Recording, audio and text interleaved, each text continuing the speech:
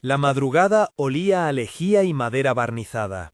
Un ventilador antiguo, colgado del techo, movía el aire caliente en círculos lentos y dejaba un rastro de sombras en las paredes. En la sala principal, la cuna blanca parecía un faro débil en la penumbra. Cuando el llanto llegó, fue como si atravesara esas sombras y obligara al resto de la casa a despertar. No era un llanto cualquiera, sino un grito pequeño y firme que demandaba, sin nombres ni preguntas, que alguien lo sostuviera. Sofía Ramírez dejó lo que tenía entre manos, un paño húmedo, las manos ásperas aún por el trabajo de la noche, y se acercó a la cuna. En la penumbra, la piel del bebé contrastaba con la sábana impoluta. Era de un tono profundo que le brotó a Sofía un recuerdo afilado en el pecho, algo que había guardado durante años, la mano de su propia hija, Elena, desaparecida en una madrugada que todavía le dolía nombrar. No hablaba del pasado en la casa, lo llevaba como quien lleva una prenda vieja en el armario, sabiendo que la tensión de la tela no se arregla con mirarla. El bebé se calmó cuando Sofía lo acercó a su pecho. Había un orden casi instintivo en sus movimientos, el gesto de arrullar, la leve inclinación de la cabeza, la forma en que abrió el pecho la blusa para ofrecerle aquello que solo ella sabía dar. Afuera, en el jardín, hojas secas viajaban en pequeños remolinos bajo las lámparas, y una manta tejida, regalo de Margarita años atrás, pendía en el respaldo de un sillón, con sus colores gastados. El ventilador seguía su murmullo constante, como un latido que acompañaba la escena. No tardó en llegar la primera impresión de lo que aquella noche significaba para otros. El bebé no había tenido un recibimiento cálido en el hospital. Una enfermera, con la mirada alta y el delantal manchado, le había susurrado a Clara, la enfermera que ahora trabajaba para la familia, que la madre biológica había abandonado al recién nacido al verse sola ante el rechazo de sus propios parientes por el color de su piel. La noticia había llegado con un gesto frío de burocracia, papeles marcados, una placa de adopción provisional y una decisión administrativa que transformó aquel niño en un expediente a medianoche. En algún momento, por vías que nadie en la casa supo al principio, el bebé acabó en manos de la mansión por un acuerdo temporal mientras se tramitaban los papeles. A Sofía no le importaban los papeles, no vino a la casa para ocupar un lugar en titulares, ni para pertenecer a una historia con fechas en los periódicos. Venía a sostener una vida. Mientras el bebé dormía pegado a su pecho, Sofía repasó en silencio el nombre que le habían dado: Sebastián. Lo dijo quedo, como si el sonido pudiera protegerlo de las palabras que más tarde harían ruido en otra parte de la ciudad. El primer rayo de la mañana encontró la mansión con la costumbre alterada. Los criados se movían en sus rutinas, pero había una atención nueva en las manos de Sofía, la forma en que cambiaba la pañal, el modo en que frotaba la espalda para expulsar los gases, cómo le hablaba al bebé en un murmullo que no sabía si era palabra o rezo. Alejandra, la hija pequeña de Valeria, se asomó desde la escalera con los ojos aún pegajosos por el sueño. Al ver a Sofía alimentando a Sebastián, la niña apoyó la mano en el borde de la cuna y, sin entender del todo, dejó escapar una sonrisa de asombro, esa inocencia que aún no ha aprendido a medir consecuencias. No muchísimas horas después, el silencio fue roto por el teléfono de Fernando Rivas. Fernando no llamaba por costumbre, llamaba para ordenar. Era el asesor cuyos intereses siempre olían a estrategia. En su mirada se fundían la frialdad de la gestión y la urgencia de quien calcula pérdidas. Cuando supo que una foto, tomada al amanecer por alguien que no debía haberla compartido, había empezado a circular en grupos de mensajería privada, su gesto se endureció. La imagen mostraba a Sofía en plena lactancia, un momento íntimo, ahora convertido en evidencia visual. Alguien había captado la mano del bebé cerrando en el dedo de Sofía y lo había subido a la nube. De allí, en cuestión de minutos, pasó a una cuenta anónima y luego a un portal local. Los titulares no tardaron. Criada amamanta a recién nacido de familia adinerada. La insinuación flotaba entre las comillas. ¿Robo? ¿Trato de comprar un hijo?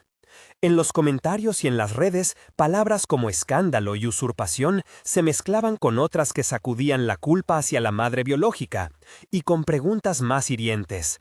¿Por qué la familia no quería al bebé por su color? La ciudad, que a menudo dormía con indiferencia, despertó curiosa y veloz. Diego Castellanos recibió la fotografía en su despacho. Era otoño y su bufanda, colocada con despreocupación sobre los hombros, parecía fuera de lugar entre informes y tazas de café. Diego, patriarca, magnate, el hombre que siempre había creído poder ordenar la vida como ordenaba sus empresas, sintió algo que fue más que un malestar, una grieta. Valeria, su esposa, vino detrás de él con un gesto que intentaba contener la sorpresa y disimular el temor. Su voz tembló apenas. ¿Cómo ha entrado eso en Internet?, preguntó sin mirar la pantalla.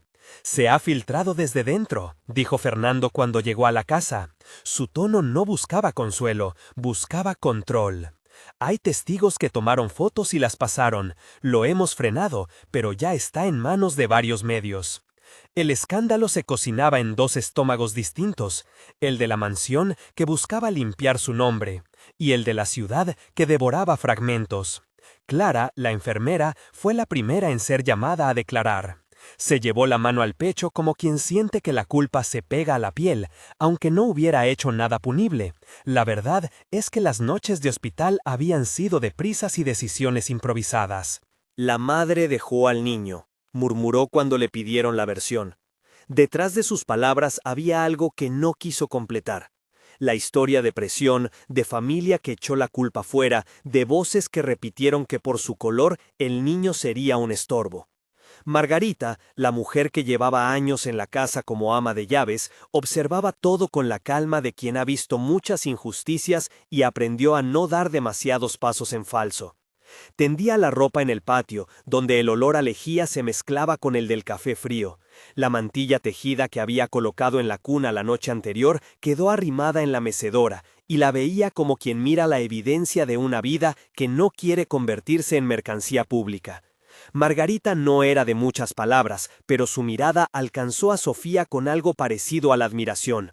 No por el acto que la foto mostraba, sino por la costumbre de cuidar sin esperar nada a cambio. Los primeros mensajes que llegaron desde los portales sensacionalistas hablaban de familias poderosas y adopciones oscuras. Otros, más sosegados, planteaban preguntas sobre lo que realmente había pasado en el hospital. Entre tanto ruido, una periodista independiente fue a buscar a la madre biológica. No fue a su casa, no había dirección conocida, sino a un albergue donde mujeres jóvenes encontraban techo temporal. La mujer que encontraron tenía el rostro curtido por la angustia, pero no era la caricatura que la prensa a veces dibuja. Habló de miedo, del rechazo de su propia familia, de las amenazas, del dolor tan grande que no supo cómo sostener. Dijo, con la voz rota pero sin teatralidad, que la mirada de algunos en el hospital le pesó más que cualquier contrato. No pidió clemencia. Pidió que se entendiera por qué quienes estaban a su lado la empujaron a una decisión que aún le arañaba el alma. La palabra rechazo empezó a circular con más fuerza, no como un dato médico, sino como un catalizador de indignación. ¿Cómo había sido posible que, en pleno siglo XXI y en un hospital que debía ser refugio, una familia o un equipo hubiera tomado la decisión de apartar a un recién nacido por el color de su piel? En la ciudad eso prendió una llama que no miraba solo a la mansión, miraba al sistema, a las instituciones y a la manera en que los prejuicios se disfrazan de decisión familiar o costo social. En el hospital, el doctor Julián Martínez, cuya especialidad era la neonatología, movía los archivos con una calma que enmascaraba la inquietud. Conocía los protocolos, registro de nacimiento, consentimiento para adopción, informes de trabajo social. Sabía además que cualquier fisura en el expediente podía explotar en la prensa, pero también sabía de fallos administrativos, una ficha que queda sin firmar, una hoja extraviada, muestras mal etiquetadas. No era que quisiera ocultar la verdad, era que entendía la fragilidad del sistema en un país donde los recursos se estiran y las personas resuelven con lo que tienen. El laboratorio que revisó la primera tanda de pruebas encontró algo que llamó incongruencia de datos, un eufemismo técnico que, en la jerga del hospital, podía significar desde un error de transcripción hasta una muestra contaminada. Cuando Fernando supo que el laboratorio había notificado la posibilidad de una anomalía, pensó en cómo acotar el daño. Quería pruebas limpias, informes que pudieran ser controlados. En su escritorio, mientras ordenaba las primeras consultas legales, dijo sin acritud: Esto hay que resolverlo rápido. No podemos permitir que la historia se transforme en una tormenta. Las tormentas dañan reputaciones y negocios. Sofía escuchó ecos de todo ello desde la cocina, donde preparaba leche hervida y limpiaba biberones que no estaban pensados para uso, sino por si acaso alguien decidía que la mansión debía actuar con formalidad. No era una mujer de grandes palabras, su forma de resistir era mantener las manos en movimiento. No asistió a las reuniones en las que se discutía su situación. Cuando alguien le ofreció un abogado, ella negó al principio y luego, en la privacidad de su habitación, aceptó la tarjeta con ánimo más mecánico que esperanzado. Su decisión, en el fondo, no buscaba litigar con un periódico, buscaba que Sebastián mantuviera la continuidad que necesitaba para sobrevivir los días que le esperaban. Por la mañana, la casa habló en tonos distintos. Valeria, que cerraba el dormitorio con la misma precisión que había ordenado la vida de la familia durante años, se encontró a sí misma preguntando si la omnipotencia que creía tener ante la opinión pública no era más que una máscara. Diego hizo una llamada que fue breve y cortante. Abogados, protocolo, limpieza de imagen. Pero dentro de esas órdenes apareció otra cosa. Una nota, apenas visible entre las carpetas, que decía que la casa reconocería públicamente el rol de Sofía, si quedaba demostrado que su conducta no era punible. Fue un gesto a la vez político y humano. Diego no quería más escándalos, pero tampoco quería que la vida del niño se viera trastocada por acusaciones sin fundamento. La filtración de la foto había cambiado el eje. Lo que era una escena doméstica, íntima y sin testigos, se había convertido en un material que otros podían manipular. Los portales pedían declaraciones, las redes agitaban versiones. Un grupo de activistas locales organizó una pequeña protesta frente al hospital para pedir explicaciones sobre el trato a la madre biológica. Sus consignas no buscaban destruir vidas, sino señalar fallos de un sistema que permitía que una decisión personal, teñida de prejuicio, tuviera repercusiones institucionales. Cuando la primera solicitud formal de análisis de ADN llegó a la mansión, fue una camioneta con el sello de un laboratorio independiente la que se detuvo en la entrada. No era la intervención de un juez todavía, era un pedido precautorio para despejar dudas. Fernando la vio como una oportunidad para controlar la narrativa, aceptar las pruebas, demostrar limpieza y cerrar el ciclo. Diego, menos partidario de exponer a su casa a más ruido, dudó, pero aceptó que la realidad se imponía. Valeria, por su parte, observó la escena desde la distancia de quien siente que ha perdido el mando sin perder el orgullo. Para ella, la llegada del laboratorio era una herida a la que había que poner un vendaje rápido. Sofía, en el cuarto donde guardaba su ropa, siguió con sus rutinas. Había una fotografía pequeña de Elena en la mesilla, una niña con ojos grandes y una sonrisa torcida que miraba cada noche antes de dormir. No la mostraba a nadie. Entregar una muestra de sangre no era un gesto heroico, era, sin embargo, un movimiento que la dejaba expuesta. No por miedo al resultado, sino por comprender que cualquier número en un informe podía ser usado para decidir sobre la vida de un niño. Aún así, cuando la técnica del laboratorio le colocó la aguja, Sofía apretó los labios y sostuvo la mirada en la ventana. Afuera, el jardín otoñal parecía aceptar el desorden con una calma que la ciudad no tenía. La enfermera Clara, que acompañó a Sofía en el proceso, murmuró que todo aquello era una forma de limpiar las cosas, de poner lo que había sucedido en cajas con cerraduras. Pero en la cara de Sofía no había deseo de limpieza mediática, había solo la preferencia por lo cotidiano, seguir alimentando a Sebastián, cambiarle la ropa, mecerlo.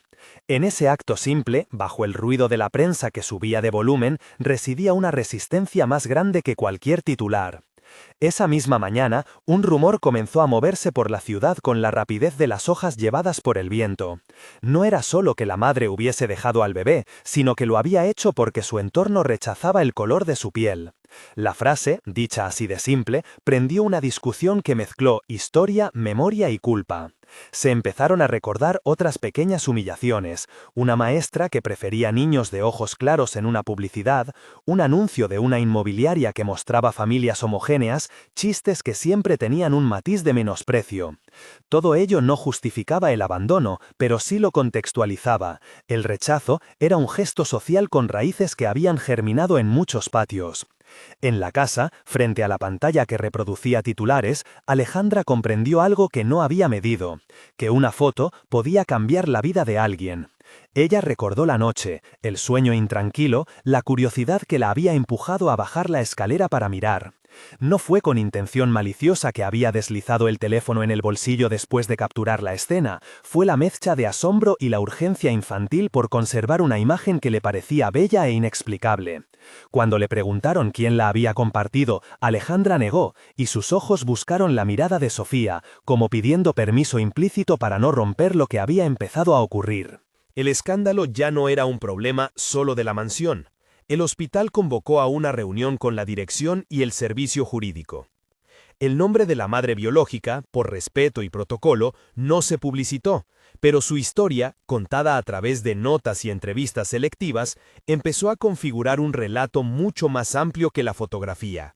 Un bebé rechazado al nacer por el color de su piel, suscrito a un expediente de adopción, entregado en tramitación sin que quedara claro quién decidió. Y ahora, en el centro de una polémica que obligaba a repensar responsabilidades. El doctor Julián, en su despacho con estanterías llenas de libros de pediatría, decidió que haría algo que habitualmente no hacía: hablar con la trabajadora social que había atendido a la madre. No fue para juzgar, sino para entender. Sus notas, escritas a mano, empezaron a delinear un mapa de negligencias y silencios. Había fechas incompletas, firmas borroneadas y una recomendación social que, de haberse seguido con diligencia, hubiera provocado un acompañamiento distinto y quizá otro desenlace. No era solamente una cuestión de individuos, era la hilera de un sistema que a veces se queda corto. Mientras tanto, la ciudad exigía nombres y explicaciones. En la calle del hospital, un grupo de vecinos, algunos sosteniendo carteles que reclamaban justicia, otros manifestando apoyo a la madre biológica, mostraba la polaridad de una comunidad que no sabía exactamente a quién culpar. Los periodistas llamaban por teléfono a la mansión y al hospital, con la misma urgencia con la que se llama cuando hay un incendio. Curiosidad sí, pero también la certeza de que un escándalo así vende. Sofía, con Sebastián pegado al pecho, vio cómo la casa se llenaba de visitas protocolarias. Abogados, representantes del hospital, un periodista que no pudo contener la tentación de preguntar a través de un portero eléctrico por una declaración que Sofía no dio. Ella no buscó la cámara ni la réplica. Su respuesta más firme fue seguir cuidando. Cuando le ofrecieron sentarse en una sala con un abogado para hablar de custodias y medidas, aceptó porque había entendido que la mejor forma de proteger a Sebastián era anticiparse al ruido, no responder a él con más ruido. Con un suspiro que era un movimiento natural, Sofía dijo que lo único que deseaba era que nadie les arrebatara la continuidad de las noches. En el despacho de Diego se trazaron líneas de actuación que sonaban a estrategia y a necesidad. Fernando propuso una nota de prensa breve que reconociera la situación administrativa del bebé y ofreciera colaboración con las autoridades para facilitar las investigaciones. Transparencia, dijo él, para quitar el arma a quien quiera atacar. Valeria, que miraba desde la puerta, pensó que quizá la casa tenía obligaciones morales que no estaban escritas en ningún protocolo de empresa, un compromiso con quienes por trabajo o por azar habían puesto su confianza en ellos.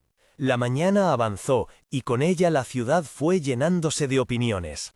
Las redes hicieron su trabajo habitual. Algunos defendieron a Sofía como si fuera símbolo de una maternidad que se construye con actos y no con lazos de sangre. Otros afirmaron que nadie sabía la verdad completa y que había que esperar a las pruebas. En medio de ese tumulto, la voz más sencilla y persistente fue la de Margarita, que dejó un comentario en la pared de la casa. Los niños son de quienes los cuidan. Que no sean de nadie que prefiera la indiferencia. No era un eslogan, sino una sentencia hecha con la experiencia de quien ha visto pasar temporadas de dolor y reparación. Al caer la tarde, con la ciudad todavía en ebullición, llegó el primer documento oficial. El hospital notificaba que abriría una investigación interna y que solicitaría a las autoridades competentes que revisaran el expediente de adopción. No era una condena, pero sí un reconocimiento de que algo en ese procedimiento no había sido manejado con la diligencia que se espera cuando hay una vida de por medio. En la mansión, la noticia fue recibida con un alivio medido. Diego comentó que era lo correcto, Fernando, que agilizó contactos, Valeria, que fue a la habitación donde Sofía alimentaba a Sebastián y, con una voz atenuada, le agradeció por el cuidado que había mostrado. La noche volvió a caer. El ventilador siguió dibujando sombras y la manta tejida reposó sobre la mecedora con un leve olor a jabón. Sofía meció a Sebastián en la sala, y por un instante la ciudad entera pareció reducirse a ese cuarto. Una mujer que cuida y un niño que duerme, ajenos al ruido, que afuera de las paredes iba tejiendo su propia versión de la realidad. En el bolsillo del pantalón, Alejandra tenía el teléfono apagado. Había sentido, en los comentarios de sus amigas, el peso de lo que había sucedido y no quiso ver más. Sin embargo, nada de aquello iba a quedarse en la penumbra por mucho tiempo. Antes de que la madrugada comenzara a dibujar de nuevo sombras largas, llegó la noticia de que un portal de investigación había concedido documentos del hospital, notas internas, partes firmados a medias y la referencia, escrita a mano, que hablaba de rechazo familiar por pigmentación. Las palabras, aunque escritas con la distancia de la jerga hospitalaria, eran suficientes para encender una conversación pública más amplia. No se trataba solo de un error burocrático, sino de un prejuicio que había actuado como motor silencioso.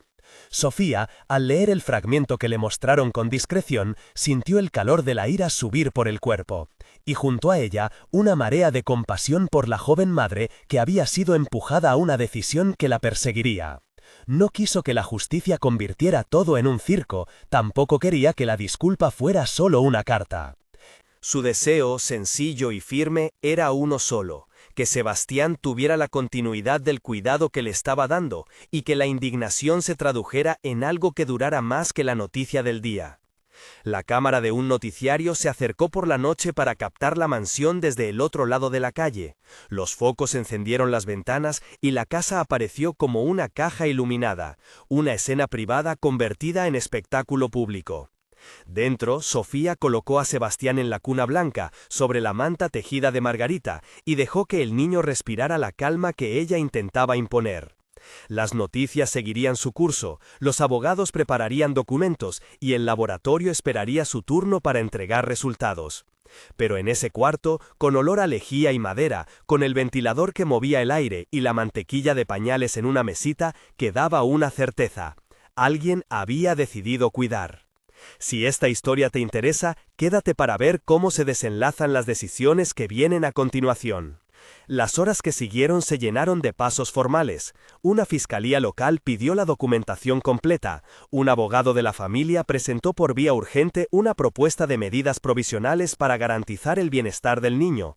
No era un caso cerrado. La palabra provisional resonó varias veces en los pasillos, un término que abría más preguntas que respuestas. Los medios se dividieron entre titulares sensacionalistas y piezas que intentaban contextualizar la situación. Un programa de radio convocó a un comentarista que, sin citar nombres, habló sobre racismo estructural y el peso de las decisiones familiares. En el hospital, el expediente fue sometido a una auditoría externa. El laboratorio independiente solicitó nuevas muestras con la cadena de custodia impecable. El doctor Julián, que había solicitado esa revisión, sabía que las probabilidades de una contaminación eran reales y que no siempre era fácil separar lo técnico de lo humano. Fernando, por su parte, movió hilos para acotar el alcance de la investigación. Buscaba que la historia no afectara otros intereses de la familia, pero también comprendía que, si se manejaba mal, el daño sería difícil de reparar. La madre biológica, cuya identidad se protegía por el protocolo, decidió dar a conocer una carta que relataba su versión sin buscar titulares. En sus líneas habló de miedo, de una obsidiana de vergüenza que le había pesado y del rechazo de su entorno. No pidió que la desempolvaran del pasado, pidió que se entendiera por qué su decisión había existido y cómo la sociedad podía prevenir que otras mujeres sintieran la misma presión. Su testimonio no justificaba el abandono administrativo, pero abría una ventana incómoda hacia complicidades menores, miradas, silencios, chistes que poco a poco hacen daño. Mientras tanto, las conversaciones en la mansión se tornaron más prácticas.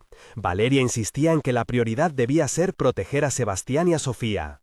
Diego, conciliador a la fuerza, aceptó redactar un comunicado conjunto con el hospital en el que reconocerían la necesidad de investigar y colaborar.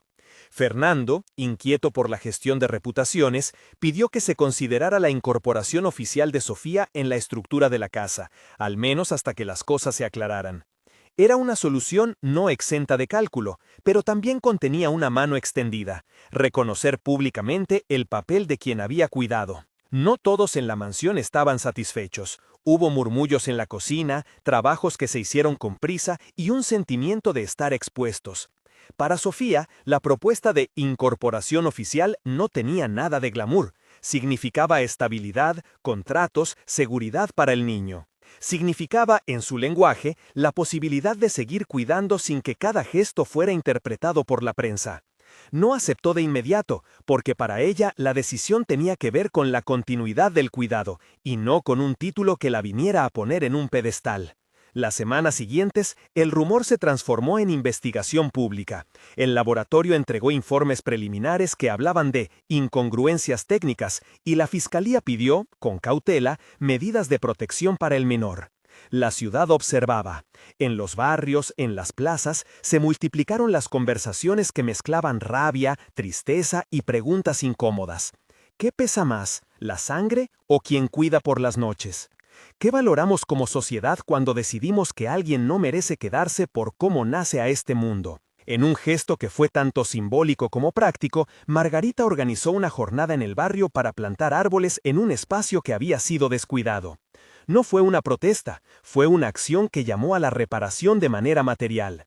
Poco a poco, los vecinos llevaron palas, pequeñas paletas y colocaron las plantas en una línea que dibujaba un parque futuro.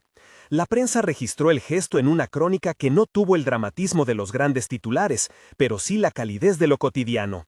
Una comunidad que decide hacer un arreglo tangible. Para Sofía, la plantación fue una metáfora. La esperanza no se impone, se siembra y requiere cuidados. El caso comenzó a marcar a las personas de la casa de maneras distintas. Clara, que cargaba culpa por la impericia de la noche de nacimiento, se acercó a trabajar con renovada diligencia y en sus ratos libres empezó a visitar un centro de atención para madres jóvenes como forma de enmendar silenciosamente lo que pasó. Alejandra, que había sido la inocente testigo del primer instante, escribió en secreto en su diario páginas sobre la fragilidad de las vidas y sobre cómo una foto había sido capaz de mover ríos.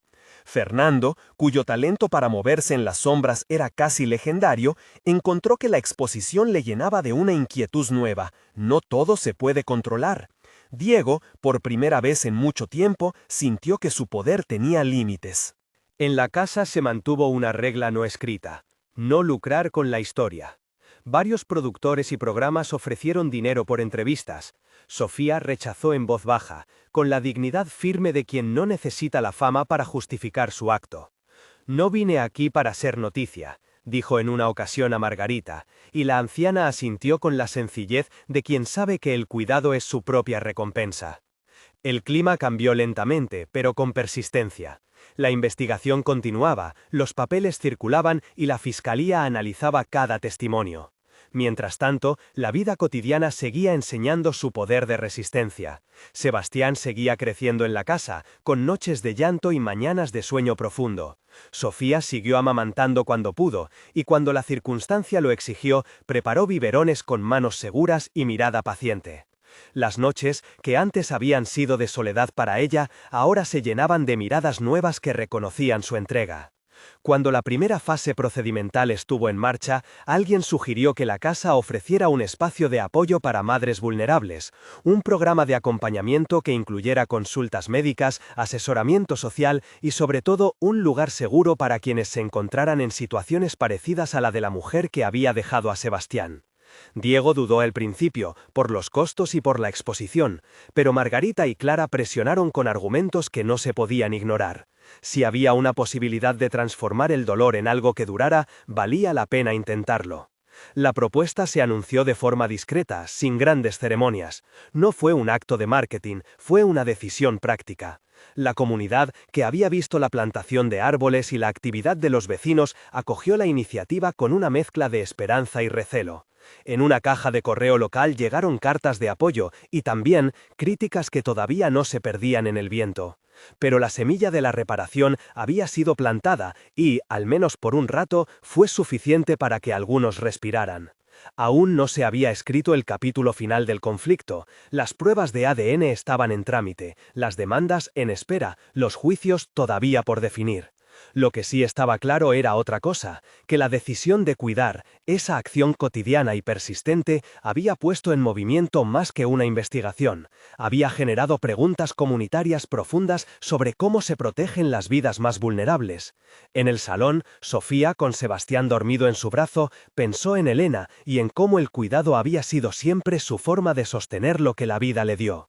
Miró la manta tejida, ahora doblada sobre la mecedora, y sonrió, aquella sonrisa que no se deja arruinar por los titulares.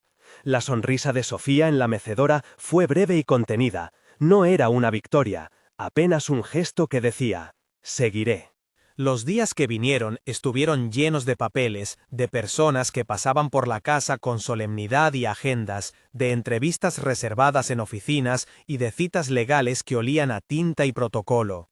Pero entre esa formalidad y la impredecible intensidad de los titulares, la rutina doméstica continuó sosteniéndolo codo: pañales, noches en vela, el modo en que alguien aprende a distinguir cada llanto de un bebé como si fueran palabras distintas. El primer acto oficial de la Fiscalía fue pedir la cadena completa de custodia de las muestras y la documentación del hospital. Fue un proceso técnico, lejos del dramatismo de los programas de televisión, y sin embargo decisivo: recolectar sellos, confirmar firmas, rastrear cámaras, entrevistar a trabajadores. En esos papeles aparecieron nombres, fechas y, también, silencios que explicaban poco y dejaban muchas preguntas abiertas. El informe preliminar del auditor hablaba de deficiencias procedimentales y mencionaba que ciertos formularios habían sido archivados fuera de tiempo. No era una sentencia moral, era, en términos administrativos, suficiente para iniciar sanciones y para que la opinión pública, que había pedido con furia nombres y culpas, sintiera que algo se movía en la dirección de la responsabilidad institucional. El laboratorio independiente, contratado por la Fiscalía para garantizar imparcialidad, pidió más muestras. Se insistió en la cadena de custodia, tubos sellados, códigos, vigilantes que firmaban al recibirlas. Cuando los resultados iniciales regresaron con la etiqueta inconcluso por posible contaminación, el aliento de muchos se cortó. No era la demostración irrefutable que algunos esperaban, era, en cambio, una indicación de que la técnica estaba intacta en lo posible, pero que el margen de error, humano y operativo, había entrado en juego. En términos legales, eso abrió una puerta a la interpretación. Si la ciencia no podía pronunciarse con absolutos, ¿qué peso tendría la maternidad efectiva que ya se había formado en la casa? El día de la audiencia pública, el salón judicial tuvo un aire tenso y contenido. Las sillas se llenaron de rostros que miraban con ansiedad y de cámaras que buscaban el encuadre más emotivo sin traspasar la línea del procedimiento. La Fiscalía presentó los informes, el expediente del hospital, los testimonios de la trabajadora social, la caligrafía de las hojas encontradas y la secuencia de eventos que había llevado al expediente de adopción provisional. Del otro lado, los abogados de la familia pidieron respeto por la intimidad del menor y subrayaron que hasta entonces no existía una orden definitiva sobre la custodia. Entre ambos discursos, la pregunta resonante que había cruzado la ciudad reapareció como si fuera nueva: ¿qué pesa más, la biología o el vínculo? Clara habló sin teatralidad y con las manos todavía algo temblorosas. Además, el tribunal ordenó el seguimiento social y psicológico para la mujer que había entregado al niño, y la creación de un plan de reparación simbólica y práctica por parte del hospital y de la familia, destinado a apoyar programas de maternidad en riesgo. El fallo no fue un veredicto absoluto, fue una solución temporal que priorizaba, con cautela, la estabilidad del niño. Para algunos fue insuficiente, para otros una victoria que protegía lo más urgente, la continuidad de la crianza. En la mansión, la decisión cayó con un suspiro colectivo. Diego la aceptó con la calma tensa de quien sabe que el mundo ya había puesto su mirada sobre él. Fernando se mostró pragmático, había que gestionar la comunicación y cumplir con las medidas. Valeria, en el silencio de una habitación que parecía grande de repente, sintió una mezcla de alivio y una punzada que no supo nombrar. Sofía, cuando la noticia llegó a la cocina, detuvo lo que hacía y miró a Sebastián que dormía en el cochecito. No necesitó pronunciar palabras elevantes para explicar su postura. Se le acercó Margarita, que llevaba en las manos un plato con comida tibia, y le dijo sin drama: «Que sea como tenga que ser, pero que no lo rompan». Sofía asintió, y en su gesto hubo algo que no cabía en los papeles del tribunal, la decisión de seguir siendo quien apagara las noches, quien se despertaba cuando el llanto marcaba la hora. La repercusión pública llevó a que el hospital enfrentara sanciones administrativas y a un plan de reparación institucional. La dirección fue llamada a responder en audiencias internas, se rediseñaron protocolos, se creó una línea de atención para madres en riesgo y se establecieron cursos de sensibilización sobre prejuicio y discriminación para el personal. No fue una limpieza de burocracia, sino un reconocimiento, tímido pero real, de que el sistema había fallado. El doctor Julián aceptó participar en la revisión de esos protocolos. Su ambivalencia quedó, ahora, atada a la responsabilidad de convertir la experiencia en aprendizaje. A la par de ese proceso, la familia Castellanos impulsó un programa de apoyo a madres vulnerables. No fue una acción espectacular, fue una serie de talleres, un espacio físico en el barrio donde se ofrecía asesoría y acompañamiento y una línea de ayuda que dependía de profesionales. Margarita, Clara y algunas otras mujeres del vecindario se convirtieron en voluntarias. Valeria, que al principio había tenido reservas, asistió a un par de sesiones para escuchar testimonios de madres jóvenes. Su contacto con esas realidades la transformó de maneras lentas y discretas. Fue allí, en ese lugar de escucha organizado, donde la madre biológica empezó a recibir apoyo real, terapias, cursos y, lo más importante, la posibilidad de reconstruir un proyecto de vida. En privado, la familia ofreció una propuesta de reparación económica y de apoyo para la reinserción social de la mujer, sin exponer su identidad públicamente. Era, en su esencia, una forma de reconocer la deuda ética que parecía más grande que cualquier multa. La madre, con reservas que no fueron públicas, aceptó la ayuda y comenzó un camino de asistencia que incluyó tratamiento contra adicciones, cursos laborales y la posibilidad de un contacto supervisado con su hijo. No se trataba de redenciones instantáneas, era, más bien, el comienzo de una ruta que podía, algún día, permitir encuentros distintos. En la mansión, la oferta de integrar oficialmente a Sofía en la plantilla de la casa se presentó en términos formales: contrato, beneficios y reconocimiento público de su papel como figura de cuidado para Sebastián. La propuesta fue compleja para ella: recibir seguridad sin convertir su historia en mercancía.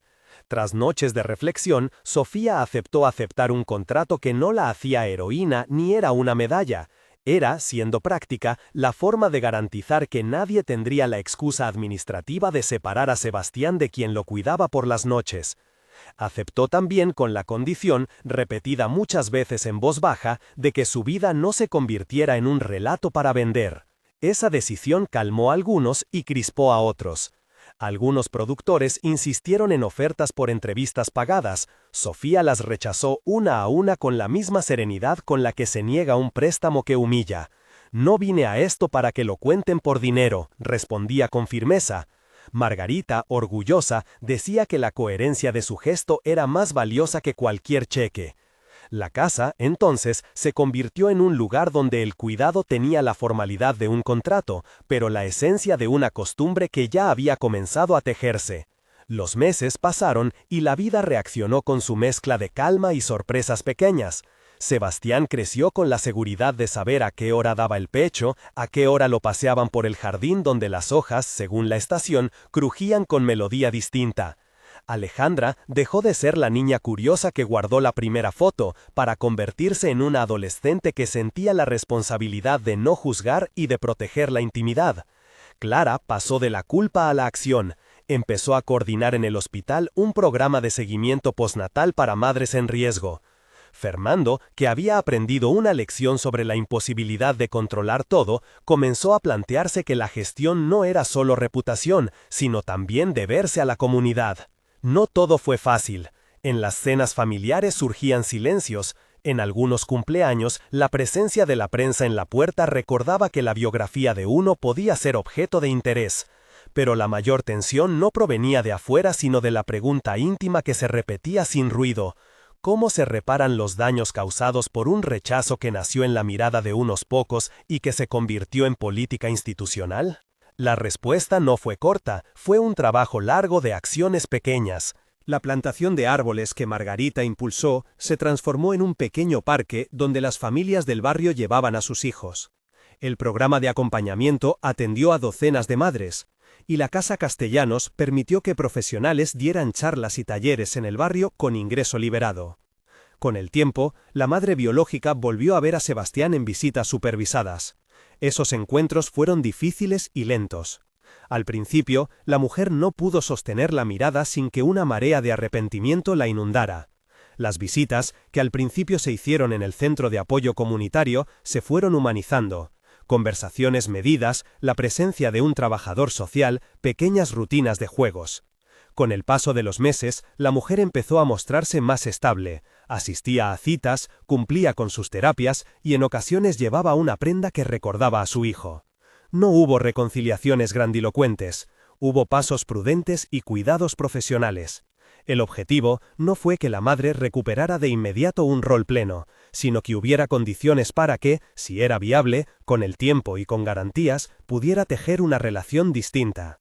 Sebastián, por su parte, siguió creciendo en la casa. Aprendió a identificar la voz de Sofía incluso cuando ella hablaba en la cocina. Se aferraba a la manta tejida de Margarita con la misma frecuencia que se dormía al calor del pecho. Sus primeros pasos los dio en la alforma del salón, entre risas y pequeños tropiezos, y cuando se torcía la boca por la falta de un diente, se veía un gesto humano que nadie podía adjudicar a una biología simple. Era producto del cuidado que lo había rodeado. En la escuela, algunos compañeros le preguntaban por su historia. Él, con la sencillez de los niños, decía que tenía muchas personas que lo querían. Años después, cuando Sebastián entró en la adolescencia, la ciudad ya recordaba menos los titulares. Las acciones institucionales habían quedado como parte de un expediente, pero la semilla plantada en el barrio seguía creciendo. Los árboles eran ahora arbolitos que daban sombra, y el centro de apoyo funcionaba con voluntariados constantes. Sofía llevaba años con contrato y, sin pompa, su trabajo tenía ahora la formalidad que le ofrecía seguridad, vacaciones, una nómina y el reconocimiento tácito de ser, para muchos, la persona que había decidido quedarse. El tiempo, que no borra las cicatrices pero tiene la generosidad de curar bordes, permitió que las piezas humanas tomaran su forma. Diego, en algún momento, pidió a la familia que no hicieran visible su nombre en los actos comunitarios, prefería la discreción. Valeria, por su parte, cambió su arsenal de control por la tarea de aprender a escuchar. Fernando, que alguna vez pensó que todo podía domarse desde un despacho, aceptó que había aspectos de la vida que se sostenían con manos distintas a las suyas, y comenzó a destinar parte de su tiempo a la gestión de proyectos sociales sin afán de protagonismo. El tiempo, que no borra las cicatrices pero tiene la generosidad de curar bordes, permitió que las piezas humanas tomaran su forma. Diego, en algún momento, pidió a la familia que no hicieran visible su nombre en los actos comunitarios, prefería la discreción. Valeria, por su parte, cambió su arsenal de control por la tarea de aprender a escuchar. Fernando, que alguna vez pensó que todo podía domarse desde un despacho, aceptó que había aspectos de la vida que se sostenían con manos distintas a las suyas, y comenzó a destinar parte de su tiempo a la gestión de proyectos sociales sin afán de protagonismo. El cierre pragmático del caso jurídico llegó con sanciones administrativas para el hospital y un acuerdo entre las partes para desarrollar políticas preventivas y un fondo para madres en riesgo. No hubo castigos drásticos ni redenciones instantáneas. Hubo consecuencias, cambios de práctica y el compromiso público de no repetir la negligencia. Para muchos, eso fue todo lo que cabía esperar de un sistema imperfecto, que aprenda y se mejore. Hubo, sin embargo, una escena que marcó de forma íntima la reconciliación entre lo que fue y lo que podía llegar a ser.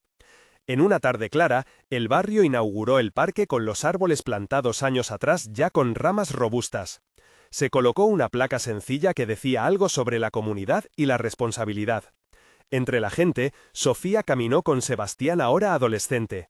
Su brazo cubrió el hombro del chico como si fuera la continuidad de una promesa muda. Margarita, con la misma bufanda que un día ardía en el despacho de Diego, vio a la mujer y le entregó un trozo de tela de la vieja manta como símbolo. Las cámaras apenas captaron la escena, las manos de la gente, en cambio, la salvaron como historia que vale más por lo vivido que por lo escrito. Los años transcurridos dibujaron la trayectoria que nadie formuló en titulares. Sebastián se orientó por el interés por la ciencia y la intención de ayudar a otros. Leía libros de anatomía en su tiempo libre, perseguía con curiosidad las conversaciones de Clara, que con el tiempo se había convertido en una enfermera con más compromiso social. Y participaba en charlas en el centro de apoyo, ahora como voluntario que quería devolver algo de lo que había recibido. Su elección de estudiar medicina no fue un relato de redención público, sino la consecuencia íntima de años de cuidado y de la presencia de una mujer que le mostró el significado de no irse. El próximo episodio que cerraría las heridas llegó una tarde de otoño, cuando las hojas del parque ya mostraban tonos cálidos. Sebastián, ya médico joven, volvió al barrio con bata y un delantal que lo hacía parecer serio. Vino a dar una charla en el centro de apoyo sobre primeros auxilios y salud comunitaria.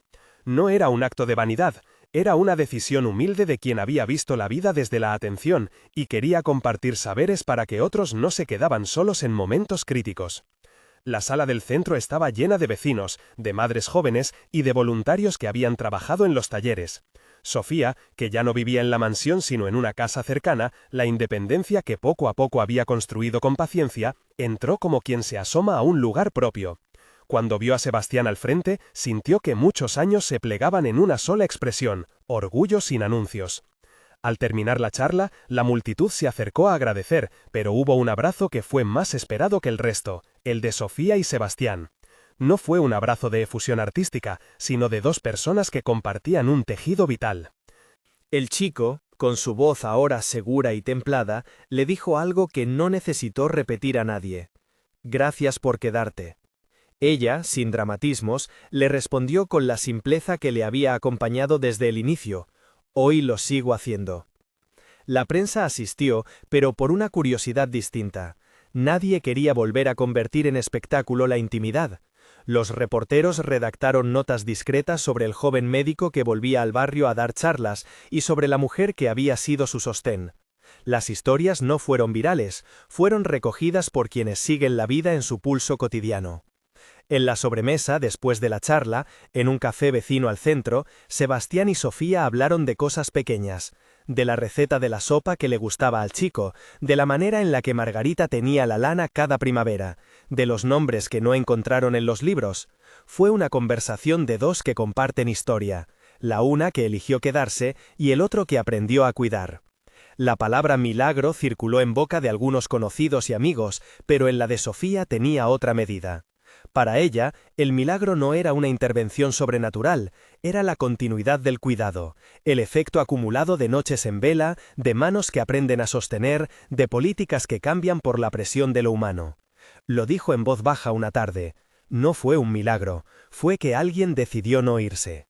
La frase, sencilla, tuvo la fuerza de la verdad. Con el tiempo, la madre biológica siguió su camino.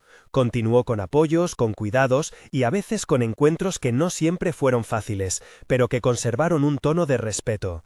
No hubo reconciliaciones públicas, hubo pasos contenidos que, poco a poco, construyeron una relación distinta. Nadie borró el dolor original, pero se logró que la mujer encontrara herramientas para vivir su vida con menos angustia y con posibilidad de futuro.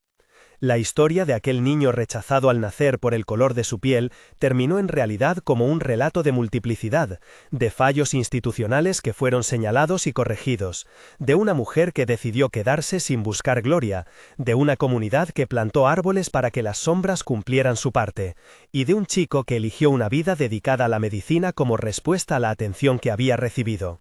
No se trató de redenciones perfectas ni de castigos absolutos, se trató de movimientos humanos que, acumulados, fueron cambiando los términos de la conversación. En el parque, donde una placa discretamente recordaba la voluntad de tantos, Sebastián posó su mano sobre el tronco de uno de los primeros árboles plantados. Pensó en el ventilador antiguo que una vez había dibujado sombras en la sala de la mansión, en el olor a lejía que marcó las primeras noches, en la manta tejida que todavía dormía en un armario. Todo aquello estaba ahora integrado en una narración donde la centralidad no eran las etiquetas, sino las personas que eligieron sostener. Al despedirse, se quedó un momento más con Sofía. Ella miró al joven y luego al parque donde risas inocentes cruzaban la tarde. Le dio un consejo modesto y sin drama, que no olvidara aprender a escuchar tanto como a curar.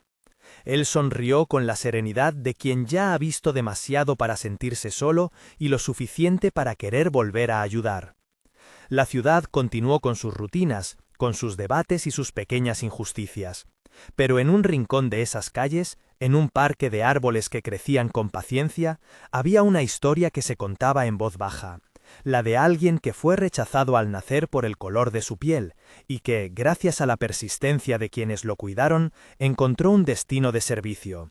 No fue un final resplandeciente, fue la suma de decisiones humanas que juntas generaron lo que muchos llamaron un milagro, la vida sostenida por la elección de quedarse. Si esta historia te ha conmovido y crees que hay más vidas que merecen redes de apoyo, comparte esta narración o busca organizaciones locales que acompañen a madres en situación de vulnerabilidad. A veces, lo que cambia el rumbo de una vida es el gesto cotidiano de no irse.